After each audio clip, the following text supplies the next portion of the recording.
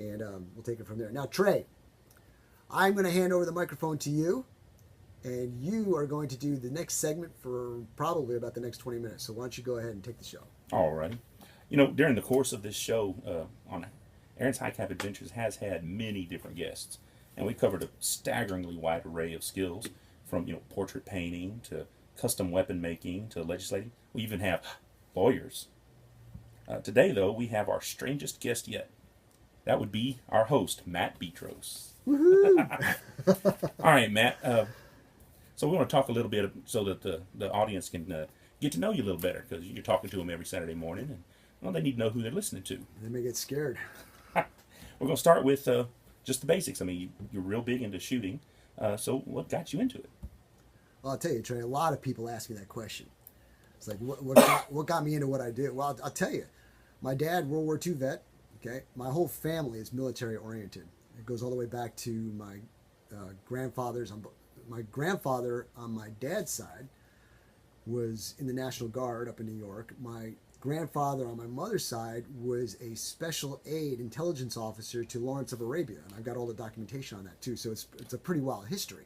So my dad was a World War II vet, into guns, the whole works. And I remember growing up, it was, I don't know, 2 or 3, 4 years old, playing in the front living room, and my dad was an artist as well, so he would display all his antiques and types of guns and display cabinets. So there I am in the midst of all these guns, looking at them like it's no big deal. And then I started looking at them and saying, hey, that's pretty cool. What is it? My dad would show it to me in the proper manner.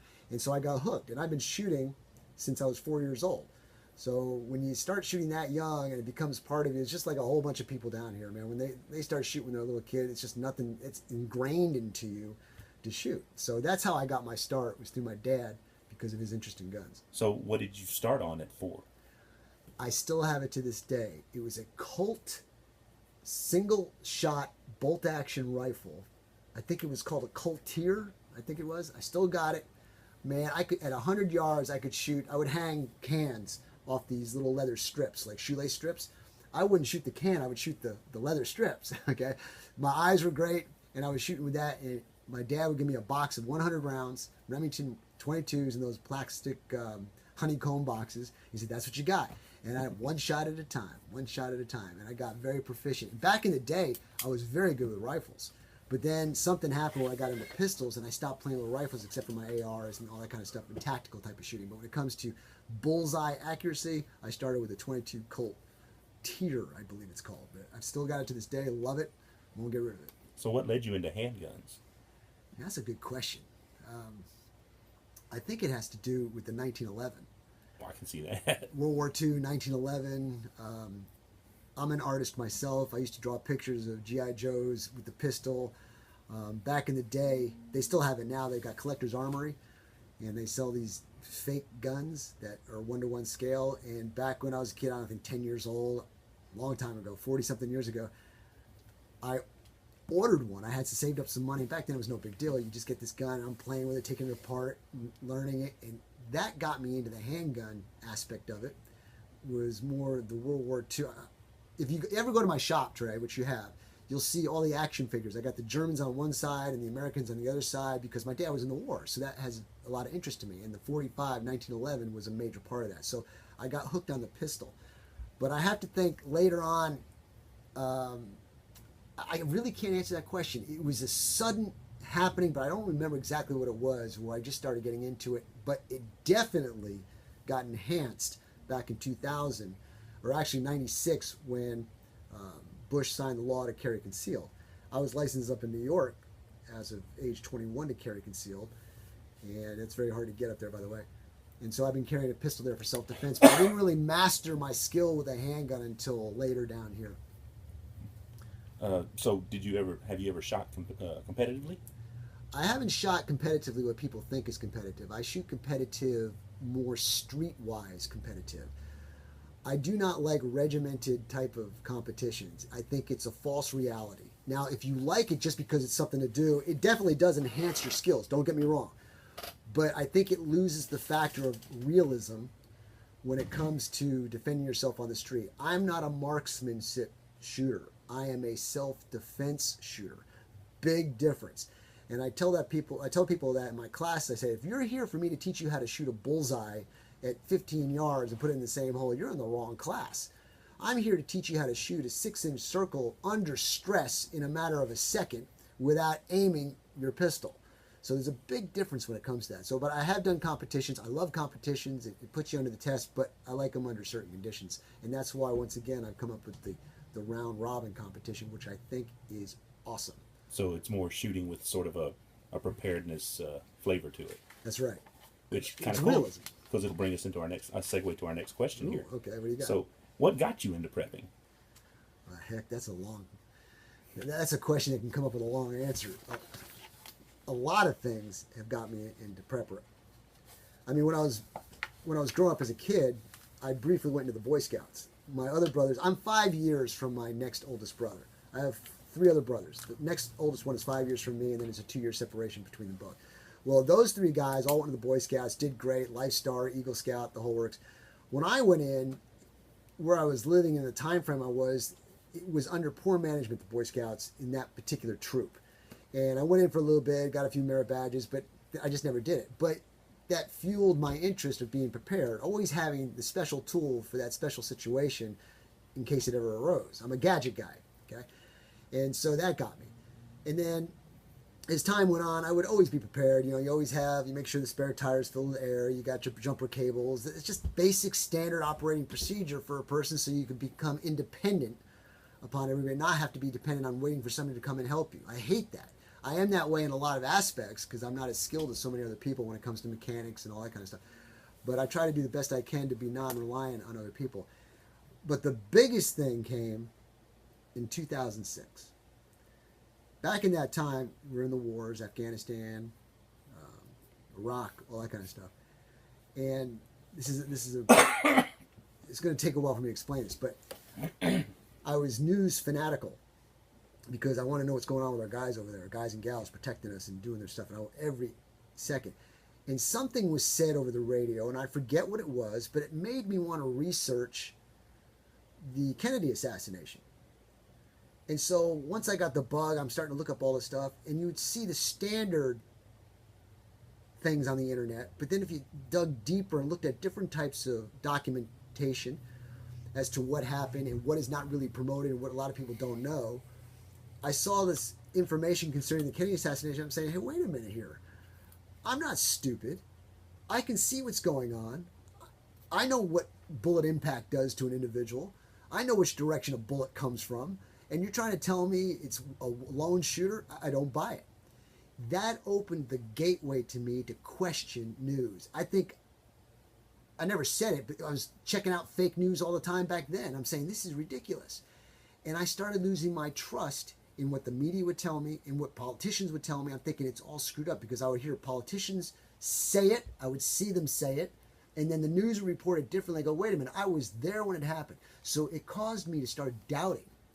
And because of that doubt, and then learning more and studying more about economics and potential natural disasters or anything that could potentially happen, I'm saying to myself, I'm vulnerable. I'm vulnerable because I had the faith of my politicians and the faith of government and all this kind of stuff. But I'm telling you, I've seen too many things happen where politicians and government have failed to take care of the populace. You've got to do it on your own. And because of that, I went prepper fanatical. Prepper fanatical goes through phases. There's ignorance, and then all of a sudden somebody shows you and you start freaking out and you hyperdrive on preparedness until you get to a burnout point. Then you burn out, you recover, and then you come back and say, okay, I'm up to speed now. I know what's going on. Not a problem. I understand how it works. I know what's going on. I'm good to go. You just take it and say, hey, I'm prepared basically for mostly what happens. But that's the phases it goes through, and that's what I think got me started on being a prepper. And because I'm the type of person who likes to be on the radio and share my knowledge and my experiences, I use this radio show as a platform to help and tell people, hey, I've been here, done this. I talk to people who know and been here and done this, who I trust and I've seen and that have history with me, and I want to share it with others. So if you could sum up your philosophy on prepping, how would you do that? Expect the unexpected. Don't be sitting or standing with your head in the sand. Don't be oblivious to the reality of life. Don't think you've got to be accountable for yourself.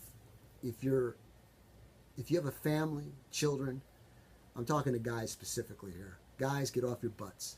Take care of your family. But I am going to teach you this. Don't get paranoid. Paranoid is lack of knowledge. I'm not paranoid. I'm very knowledgeable. And when you have this knowledge and you understand and you know and you see and you study and evaluate and confirm, you go, okay, I know what needs to be done. There's no need to panic.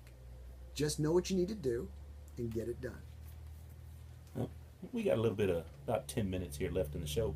So you got any stories, any real life stories you want to share with us? I know you're always asking callers for theirs and your guests. You got any you want to share with us? Yeah, I've got a few stories. There's I always in my class I talk about this. I don't think I've ever talked about this on the air. If I have, I'll just repeat it. But I'm always talking about being aware of your surroundings. And I read these stories from the NRA and Concealed Carry magazine about how, hey, you should have been prepared, or you should have trained, or you should have been aware of your surroundings. Well, I'll give you a story, a true story. Up in New York, I'm licensed to carry, and I would carry, up in New York, the weather's a little different down here. I used to carry shoulder rigs all the time up in New York because the weather would permit it, unless it was the super hot summer humidity, and then you alternate to a different platform of carrying a gun. But most of the time, I'm wearing a long leather trench coat, and I got my 1911 strapped to my shoulder, and I'm going down the street to my work, which happened to be one block down, to the right one block, and there I am at work. I was very fortunate at that time just to have a quick walk. But as I'm going down the street up to the intersection, on the opposite corner there's an apartment building of about probably 10 stories, and there's 6 people on the stoop, the steps to the apartment building. And as I'm walking down, being aware of my surroundings, I'm always listening for noises, looking for shadows behind bushes, and it's not paranoia, it is because I know. I know it can happen. Trey, I had machine gun fire happening 2 buildings down from me in the alleyway. I wake up the next morning. I didn't wake up. I heard it. Then I went to bed, and I woke up the next morning to go down the street, and there's bullet holes in this BMW. Stuff happened on my street. Crack houses, prostitution, all that kind of stuff. So anyway, I'm walking down the street, and being aware of my surroundings, I see the 6 guys. They see me. I'm approaching the corner, but they split off into 3 groups. 2 stay on the stoop. 2 go across the street. 2 go across the other side of the street, and they're converging on me. And there's nobody else around, and I know what's going on. And as they approach, I opened up the right side of my leather trench coat to show them a very nice, pretty Colt Series 70 1911. And I go, not today, guys. And they look at me and they go, that's cool, man. I go, that's right. And they backed off. So the scenario, the experience that you get from that is you always be aware of your surroundings. Understand there's always a threat. Avoid it if at all possible. And what I did there was Penal Code 904. That's threat is justifiable force. I showed them, hey, you're going to mess with me, I have a way to combat it. And so they walked off. But a lot of people may not know that, may not have that confidence, may not know what to do, and could become a victim of people like that. So that was one story. I had another story, which was pretty cool. I was in a group of 4. I was the 4th person, very close friends back in New York. And I was Army, one was Navy, one was Marines, another was law enforcement. Well, I'm walking up the street, the opposite direction on my street, with this guy, and he's in naval uniform, wearing his blues, I guess, with the bell bottoms. And we're walking up the street, and as we're walking up the street, I noticed there's a vehicle tracking us. It's creeping along, and I go, this isn't right. Something's not right, man. I can tell. It's just not the way things happen on this street. So as we're walking up the street, all of a sudden, you know how when you slap your foot on the accelerator, you hear that engine, vroom, right? As soon as I heard that, I knew it was happening. This vehicle races up to parallel us. The driver whips out this chrome, stainless steel or something shiny 38 revolver, leans it on the side of the driver door. I see it. I grab this guy and body slam him on the other side of the bushes just so we can get down low. The thing was, the individual driving knew the sailor. and he was messing around. He's just kidding around. And I wanted to go punch this guy in the face. But I bring that up because it didn't matter. Even though it was a friendly, I registered it as a threat. And I was aware of my surroundings. I acknowledged it as a threat. I was aware of my surroundings. And I did what I had to do at that particular moment to avoid the situation. So that's another scenario. So real things happen. Even if it's not real, if you perceive it to be real, it is real. So you have to know and how to respond to it. So it's kind of better to err on the side of caution. Yes, I would think so.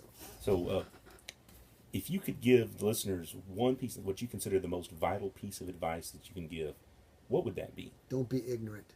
Don't be ignorant to life and the situation and the reality of there is a threat out there. Am I paranoid? No. I am aware. I acknowledge there's a threat. I'm aware of my surroundings, and I avoid it if at all possible. And if not, I'm trained to deal with it. And I will deal with it very thoroughly. Well, Chief, you got anything you want to chime in? Oh no, I've known Matt now for a number of years, and you know the one thing I can say, he's got a passion that is truly a passion, and that is something that you don't see in a lot of people. You know, I because of him, I've changed a lot of things that I've even done, and a lot of the ways that I think about things, and I have to compliment him on that. There's of course nobody agrees on everything all the time, but one of the things I can say is Matt has not said a whole lot of things that I don't agree with. And I'm not saying that to blow smoke in the nose of you or anything, but you know, being in the business I've been in for 43 years, I've seen a lot of people hurt. I've seen a lot of people that have been victims because they didn't prepare and because they didn't look into what was around them. They didn't know their surroundings. That's right. And that's something I've passed on to my kids. I've passed on to you know, my friends. And I think that Matt is doing a service that, you know, more people ought to take avail of. You know, you said something, Chief, about facts. I study what I talk about, and I pick the facts that are not any way, shape, or form can be argued. And that's the only way to do it. I mean, And one of the facts is some things are opinionated. Law depends on who you got that day and who's the jury. The fact is, there is no fact when it comes to that. So you must be aware of that and understand that your line in the sand that gets crossed, the more you know, the more experienced you are, the further away that line in the sand gets. And it gives you more time, gives you more options. The more ignorant you are, and ignorant's not a bad word, that's just meaning you just don't know. Okay? The more ignorant you are on a particular situation, the more mistakes you can make, the less options you have, the more trouble you can get into. So I highly recommend people, if you're going to carry a gun, make sure you know what you're doing. and I concur with that 100%. You know, I think a lot about our communities here in the Central Texas area, and you know, one of the things that I am very proud of is law enforcement around here. But I also know law enforcement's only a human being, like Mr. Doss eloquently said earlier today. Police officers aren't perfect. People aren't perfect. People are going to make mistakes. Police officers are going to make mistakes. And I really appreciate the fact that you don't shy away from saying that. So many times people are scared to say truly what they feel about law enforcement. And I'll be the first to tell you, there is no perfect law enforcement officer. And there is no perfect scenario. But let me say this.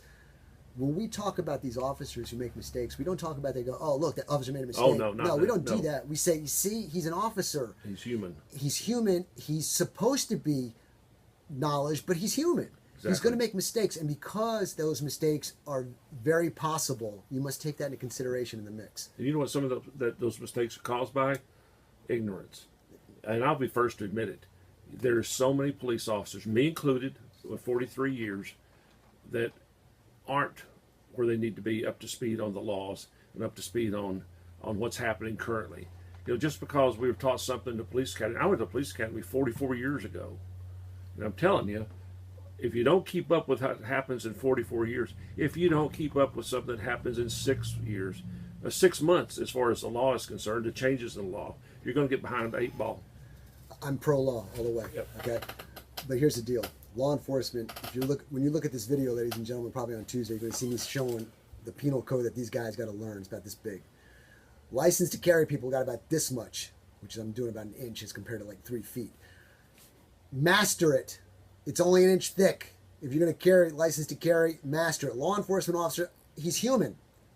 She's human. There's no way you can remember. That's why they sit in the police car for 30 minutes, because they're referencing a penal code to make sure they know what they're talking about. Okay? It's no hidden secret.